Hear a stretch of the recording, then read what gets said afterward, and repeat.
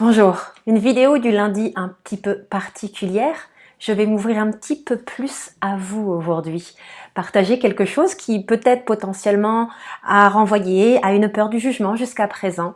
Un aspect de mon travail et de ma philosophie de travail que je souhaiterais vous présenter aujourd'hui. Tout a commencé lorsque j'étais fraîchement arrivée dans cet incubateur d'entrepreneurs à Bali, avec tout un tas d'idées de reconversion et aucune idée de par où commencer, de quelle foi faire. J'étais dans une tétanie absolue.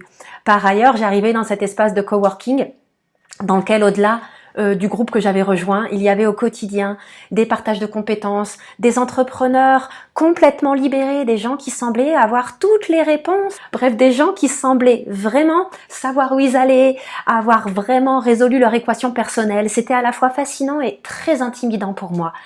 Et dans cet espace de coworking au quotidien, dans ces opportunités d'assister à des conférences, des partages de compétences, eh bien j'étais dans un think tank. Et là, je me suis retrouvée complètement oppressée, à quitter la pièce en pleurs parce que je me sentais une imposture absolue face à toutes ces personnes qui semblaient vraiment avoir tout compris à l'entrepreneuriat en ligne, à la libération des idées et du potentiel. C'est à peu près à la même époque que j'ai décidé d'arrêter de me fixer des objectifs. J'avais rejoint un groupe dans lequel on se réunissait au quotidien. Et on se fixait au quotidien et de manière hebdomadaire des objectifs très smart à suivre, de manière à avancer dans notre projet ou le développement de notre projet. Et me voilà à faire une allergie complète des objectifs. J'étais dans une rébellion absolue parce que j'étais à un stade de ma réflexion où la dernière chose dont j'avais besoin, c'était de me fixer des objectifs, un cas, de me contraindre. J'avais au contraire besoin d'écouter la petite voix, d'autoriser l'inspiration, l'intuition, d'ouvrir les possibles. Et cela, ça se passait très clairement en lâchant le contrôle et en accueillant ce qui se présentait à moi pendant les journées. Les personnes, les lectures, les conférences, tout un tas de choses que tout d'un coup, j'étais à Bali dans cet environnement entrepreneurial idéal pour ça, parce que littéralement à tous les coins de rue ou dans chaque café, vous pouvez avoir une conversation avec une personne qui va tout d'un coup ouvrir votre champ des possibles, vous inspirer et potentiellement avoir un impact énorme sur votre vie ou sur votre processus de reconversion. Donc j'avais la chance d'être dans cette bulle et dans cette bulle, boum, je me suis donné l'autorisation de suivre mon intuition, de lui faire confiance et de regarder là où ça allait me mener.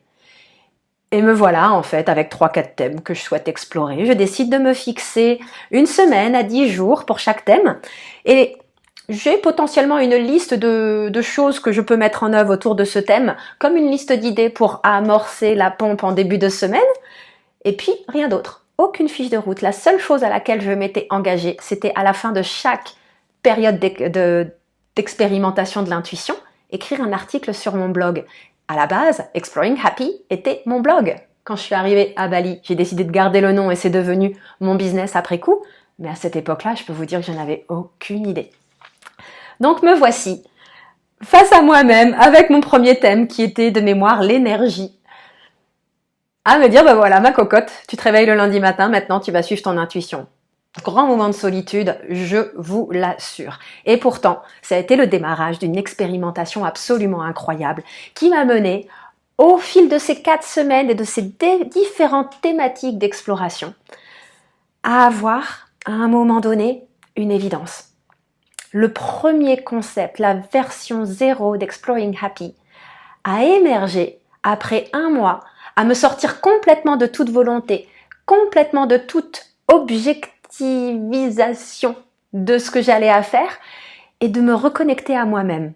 Alors j'ai eu des moments de synchronicité incroyables, j'ai aussi eu des grands moments de solitude, à pas savoir quoi faire avec moi-même, à végéter, mais c'était tout le but de l'expérimentation, de rester avec cet inconfort, de me reconnecter vraiment à moi, d'apprendre à m'écouter, à m'écouter, à m'écouter.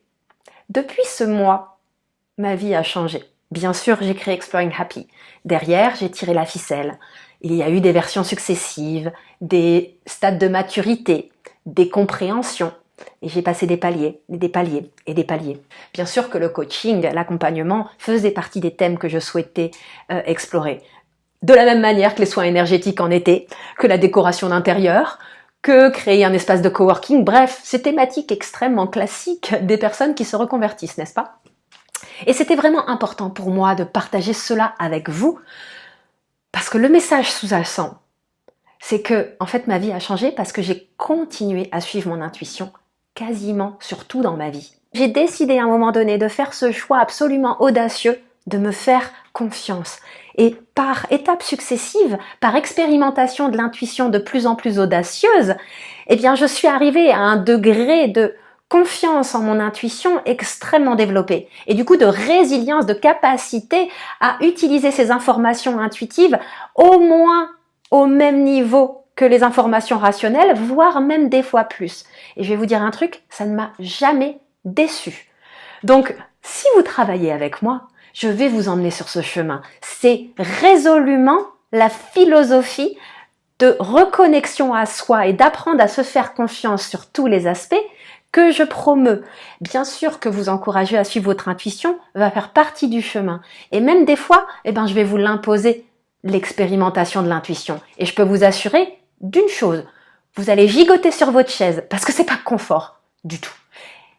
Et je vous assure, la clé de la libération personnelle et professionnelle, elle se trouve entre autres dans cette approche, dans ce que vous pouvez apprendre à suivre plus votre intuition et tout doucement, amener ça dans une démarche consciente. Donc voilà, c'était un partage un peu plus long aujourd'hui et tellement, tellement important et l'une des fondations du travail que je propose avec mes clients. Donc voilà, je vous souhaite une très belle journée. Si vous êtes curieux et vous souhaitez en savoir un petit peu plus sur le type d'accompagnement que je propose pour les personnes en transition de carrière ou pour les entrepreneurs, parce que savez-vous que cette expérimentation de l'entrepreneuriat en conscience, de l'intuition dans l'entrepreneuriat est une autre des fondations de mon travail. On n'y arrive pas forcément toujours de manière directe dans les premières sessions que je fais avec mes clients et pourtant, l'intuition dans ces choix entrepreneuriaux vous permet vraiment, progressivement, à développer pleinement un business qui est aligné avec vous, sur le fond et sur la forme. À vous éloigner de ce que vous sentez ne pas être juste pour vous, à développer ce que vous sentez être juste pour vous, même si ça peut sembler vu de l'extérieur comme étant quelque chose de pas forcément rationnel ou sécurisant, c'est la justesse qui prime. Et cette justesse va tout doucement construire une énorme fondation de confiance en vous. Et c'est tout ce que je vous souhaite. Passez une très belle journée et à bientôt.